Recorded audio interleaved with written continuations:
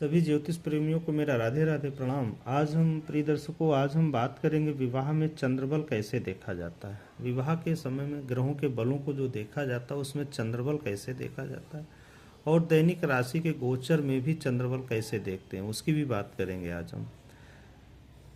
Video दूसरा होगा, लेकिन आज हम जो राशिफल का विचार चल रहा है मेरे अंदर कि राशिफल का विचार प्रतिदिन एक दैनिक राशि होती है और एक हमारी ग्रह गोचर की राशि होती है।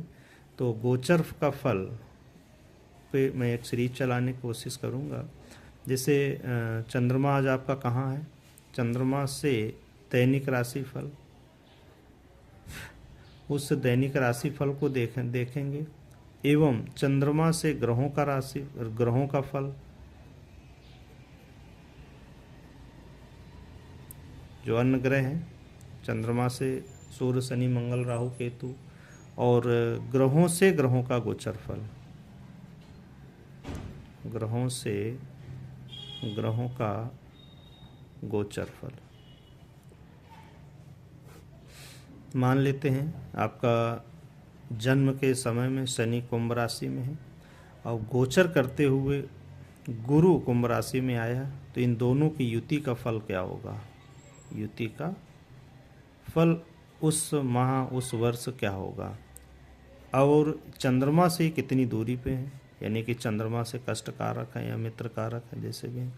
इसी में एक ताराबल भी आता है, ताराबल को भी देखा जा सकता है कि ताराबल से आया हुआ यह ग्रह हमारे लिए कैसा है, मित्र है, शत्रु है, बध है, क्या है, उनका भी फल देखते हैं। ठीक है, तो आज हम बात करेंगे विवाह में चंद्रबल।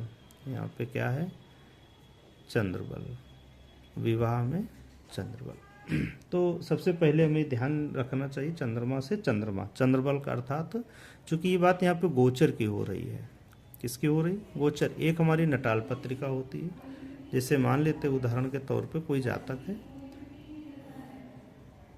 कोई जातक या जातिका है, उसका जन्म मेष राशि में होता है। उदाहरण के तौर पे इसको ओरिजिनल ना माने, मेष राशि के अश्विनी नक्षत्र में किसी जातक या जातिका का जन्म होता है, चंद्रमा उसका अश्विनी नक्षत्र में और मेष राशि है। तो अब क्रम से आप सभी को पता है कि इस तरह से इनका क्रम होता है।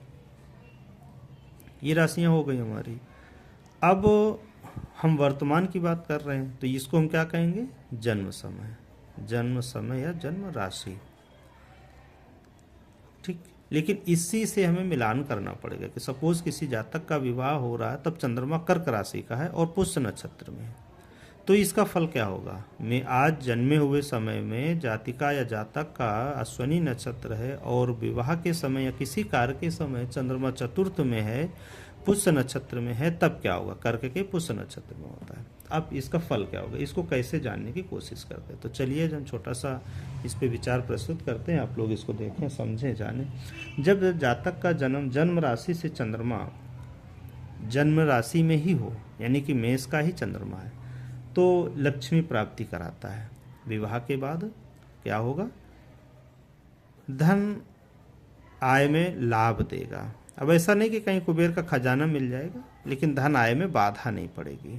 जैसे अब हम धन कमाने की कोशिश करेंगे, कुछ काम धंधा खोजेंगे, तो उसमें आय में सहयोगी होगा। क्या होगा, सहयोगी होगा। इसी तरह से जन्म के समय दूसरे राशि में गया चंद्रमा, वृषभ राशि में गया, तब क्या होगा, मनोस्तोष। मनोस्तोष का अर्थ होता मन में दुख देगा। क्या देगा, मन में दुख देगा। आपको कुछ न कुछ बना रहेगा कि काश ये विवाह ना किया होता, काश ये दिन टल गया होता, काश ऐसा ना हुआ होता, यानी कि काश की संज्ञा आपके दिमाग में चलती रहेगी। ठीक, अब यदि चंद्रमा आपका तीसरे में जाता है, मेष से मिथुन में जाता है, तो मिथुन में क्या है, धन प्राप्ति होगा। क्या देगा, धन प्राप्ति। बात वही ध्यान रखिएगा, धन लाभ देगा, यानी कि जब हम आय करने जाएंगे तो उसमें सहयोगी होगा। इसका ये अर्थ नहीं हुआ धन प्राप्ति का कोई कुबेर का खजाना मिल जाएगा आपको या गड़ा हुआ, लेकिन हाँ हमारा सौभाग्य वृद्धि करेगा, धन की वृद्धि करेगा, धन वृद्धि करेगा। क्या करेगा, धन वृद्धि करेगा। अब चंद्रमा चौथे में, जैसे कि हमने आपको उदाहरण बताया कि मान लो जन्म के समय ये हमारी चंद्रमा थी, जन्म के समय में। अब वो चंद्रमा हमारा विवाह के दिन कर्क राशि मेष राशि पुष्य नक्षत्र में गया। लोग तो कहेंगे इसको कि जो है चंद्रमा आपका अच्छा है, अपनी राशि में है, लेकिन ये हानि क्या देगा आपको? ये चंद्रमा आपको हानि कलह देगा। क्या देगा? कलह।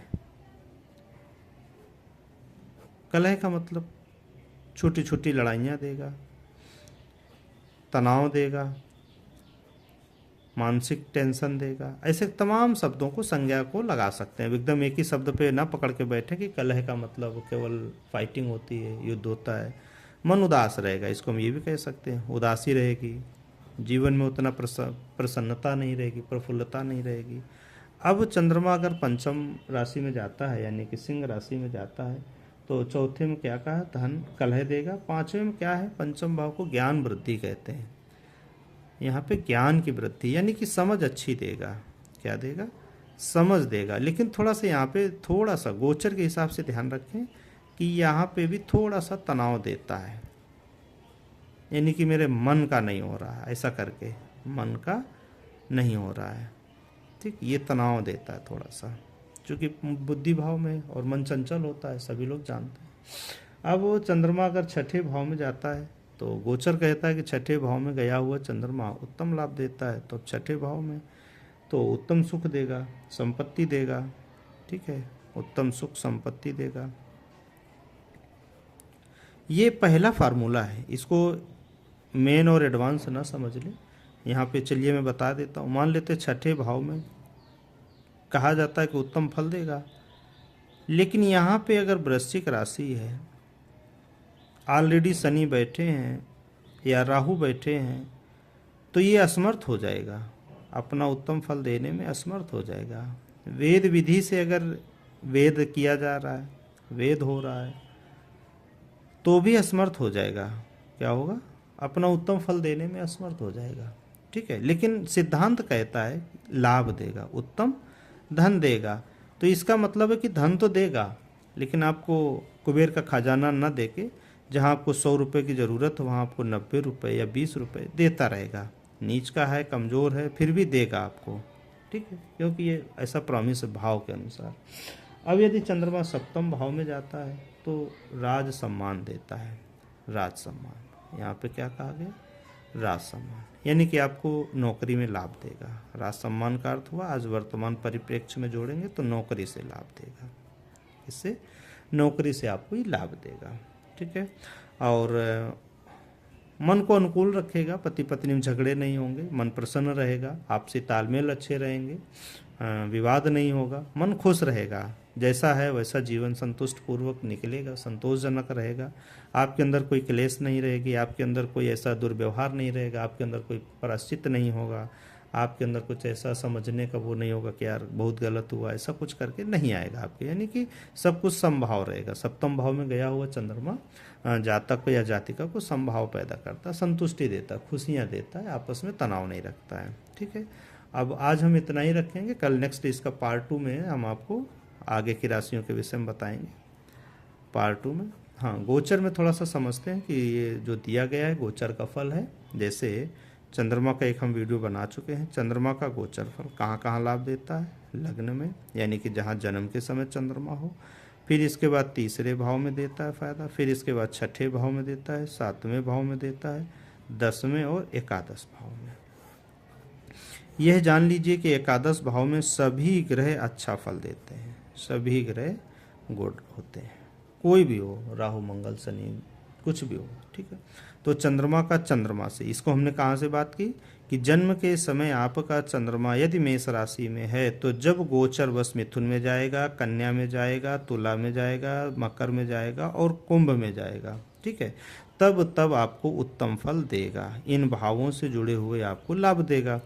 अब लाभ में कमी कहाँ कर देगा? वृद्धि कहाँ करेगा?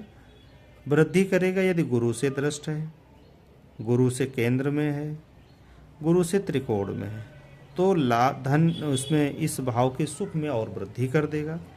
अब कमी कहाँ करेगा? क्षय कहाँ करेगा?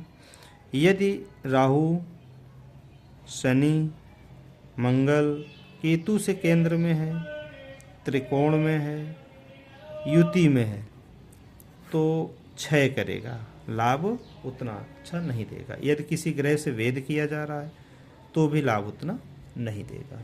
ठीक है, इस बात को कई बार इस वीडियो को देख के समझने की कोशिश करें। ठीक है, सभी लोगों को मेरा पुनः प्रणाम।